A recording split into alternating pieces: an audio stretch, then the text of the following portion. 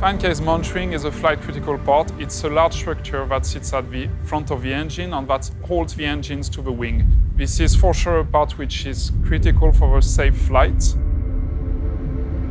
The traditional way of making this part is to start with an oversized ring forging where you machine away roughly 90% of the material.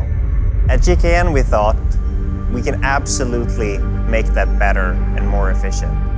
With this technology, we're saving about 160 kilos on each part, and that's roughly 60 tons of titanium every year.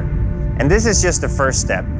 There's more optimization that can be done with this technology, building even more net shape. Our ultimate goal is to not waste any material. With additive manufacturing, we use laser with the titanium wire and build the material up layer by layer.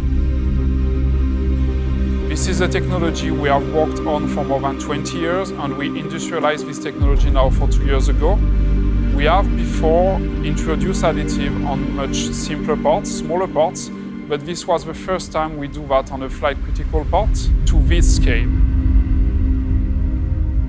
In this shop, we have all the processes that are required for the fan case mounting. Of course, the additive manufacturing cell, but also the inspection method, such as digital X-ray and the hand scanner that actually measures the parts in a couple of minutes.